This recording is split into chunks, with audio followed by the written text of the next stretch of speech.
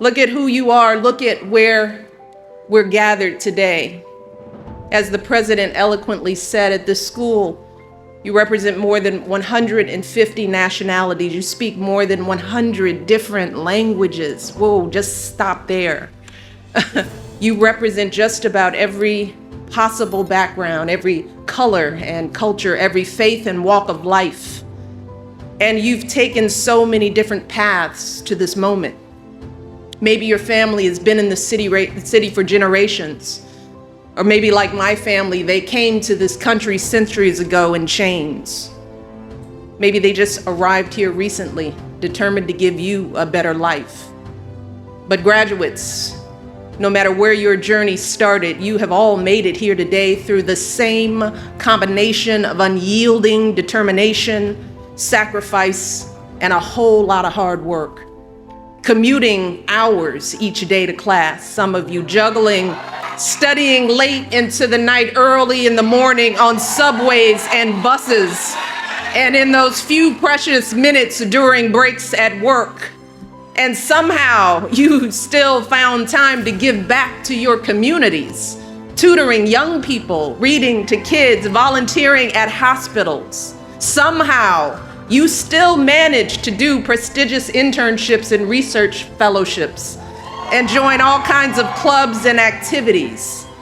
And here at this nationally ranked university with a rigorous curriculum and renowned faculty, you rose to the challenge, distinguishing yourselves in your classes, winning countless honors and awards, and getting into top graduate schools across the country. Whoa. So graduates, with your glorious diversity, with your remarkable accomplishments and your deep commitment to your communities, you all embody the very purpose of this school's founding.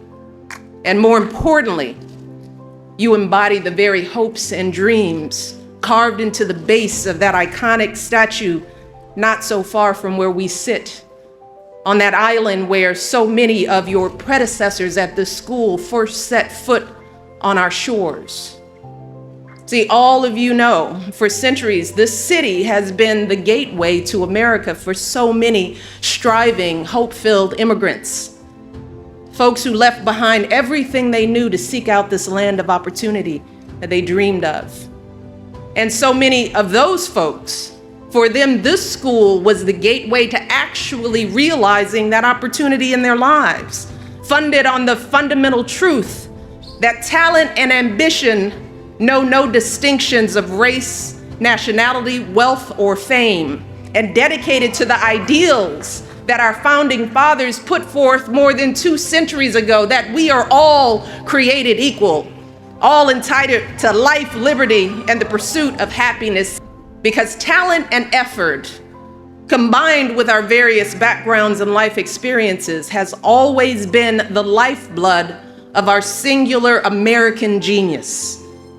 Just take the example of the great American lyricist Ira Gershwin, who attended City College a century ago. The son of a Russian Jewish immigrant, his songs still light up Broadway today. He was a Hungarian immigrant whose harrowing escape from Nazism and communism shaped both his talent for business and his commitment to philanthropy. And just think about the students in this very graduating class. Students like the economics and pre-law major from Albania, who also completed the requirements for a philosophy major and dreams of being a public intellectual. The educational theater student from right here in Harlem, who's already an award-winning playwright and recently spoke at the White House.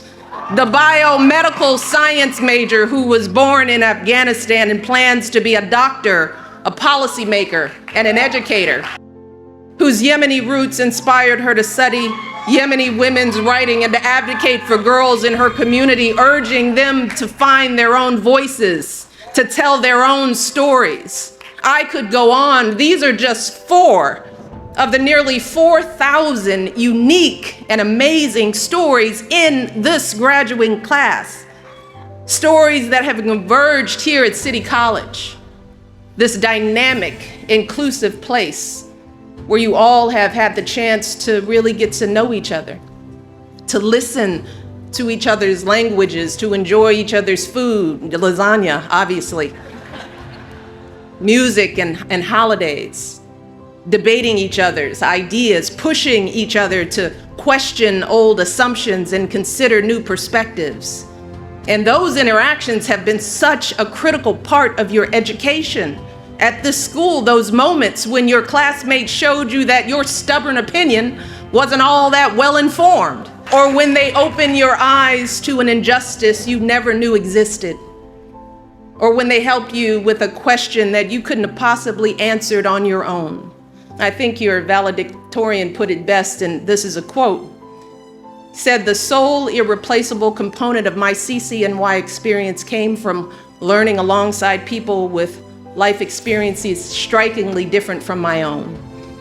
He said, "I've learned that diversity in human experience gives rise to diversity in thought, which creates distinct ideas and methods of problem solving."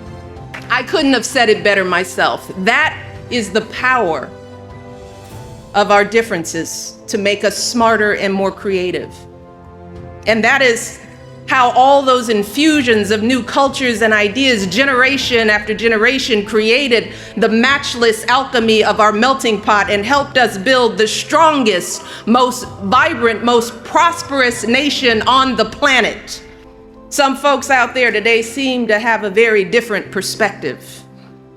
They seem to view our diversity as a threat to be contained rather than as a resource to be tapped. They tell us to be afraid of those who are different, to be suspicious of those with whom we disagree. They act as if name calling is an acceptable substitute for thoughtful debate, as if anger and intolerance should be our default state rather than the optimism and openness that have always been the engine of our progress. But graduates, I can tell you as First Lady, I have had the privilege of traveling around the world and visiting dozens of different countries, and I have seen what happens when ideas like these take hold.